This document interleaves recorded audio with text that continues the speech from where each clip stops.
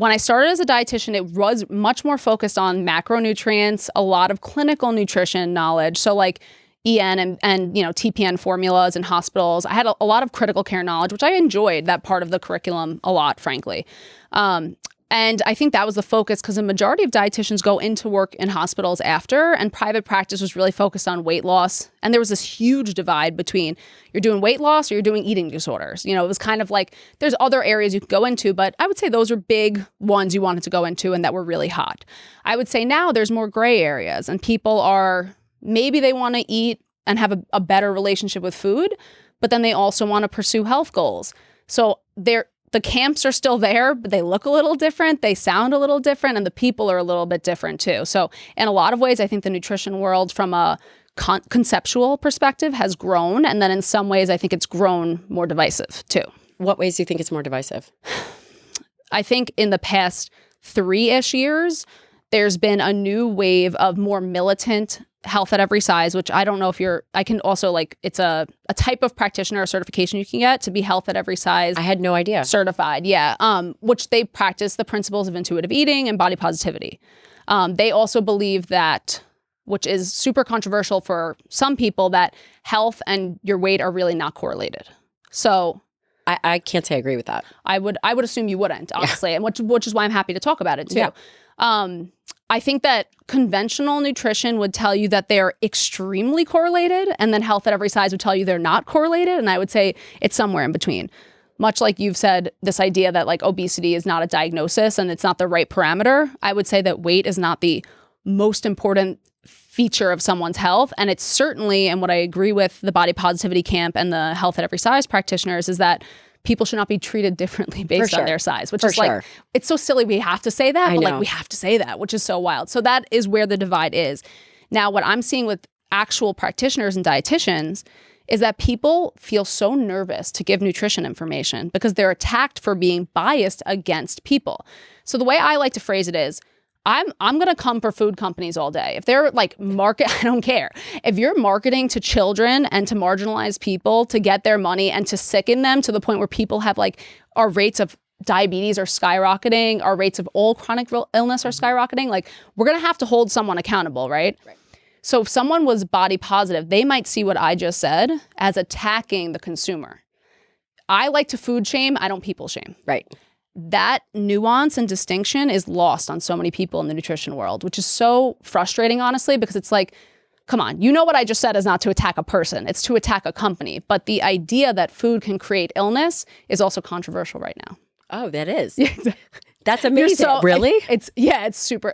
If you use the phrase food is medicine on nutrition, you're canceled at this point. It's so, we have to laugh about it because it's come on. This is ridiculous. We have literally, you and I, because you do extremely good nutritional work yourself as a doctor, because you're also a trained nutritionist. So if I can watch someone legitimately heal because of some simple food changes and lifestyle changes, you can't tell me that it's not real. So science substantiates it, and anecdotal evidence from practitioners certainly substantiates it too. I think that if you're an eating disorder professional or in this specific ideology, you're not working with people on functional nutrition. You're not actually helping people heal anything but the psychological component of food, which I always say is a huge issue because you can't apply a psychological solution to a physical problem. Say that again. Say it again for us. You cannot apply a psychological solution to a physical problem. And what I mean by that is if you have a parasite, you can't intuitive eat your way out of it. I have had patients try. How did it go? Well, you have Giardia, but we're gonna have to treat that. No, yeah, exactly. I'm gonna have food freedom. That's great. By the way, I value someone's relationship with food so much. I am a strategic middle ground person. I am fierce in the middle. I believe in the tenets of body positivity that you should not assign morality to the foods you're eating. You're not a good person if you eat high, low carb, but it doesn't matter. It has nothing to do with your identity and who you are as a person. But do I believe that food has the capacity to heal us or cause illness? Of course I do. I've seen it happen 1,000 times at least, of course. And when you are dealing with your clients, so you see clients, you have a team, Nikki's over here. Hi, Nikki. Hi, Nikki. Great, a great team member. What are you dealing with? What are the top 3 issues? Should I even call them issues? What are the top Yeah. 3 things that you're dealing with? I only deal with 3 things, which is perfect. Nikki actually has a more broad nutrition approach, which I'm so excited about from a functional nutrition perspective. But I am in the functional nutrition support of reversing people's anxiety, supporting gut issues. And if someone does want to lose weight in a body neutral way, again, not in like the super aggressive calorie counting, which we know doesn't even really work exclusively without addressing other issues, in a supportive way, then I'll support them in those 3 conditions. Okay. Tell me about how can someone support themselves going through anxiety? What are they with? Is it food anxiety? Is it mental anxiety? What kind of things are we talking about? Yeah. Can I walk us through like a little bit of my model of anxiety too? So I think of anxiety as like, if we have this image of there's a mom with her son in a playground and her son is pulling on mom's shirt, and I call him Timmy for the reference. Mom, I need your attention. Kind of like the Family Guy, like Stewie, you know, mom. Sounds like my house every day. Exactly. Oh my God, your kids are so freaking cute. I would let them pull on my dress, whatever they have to do. Go ahead.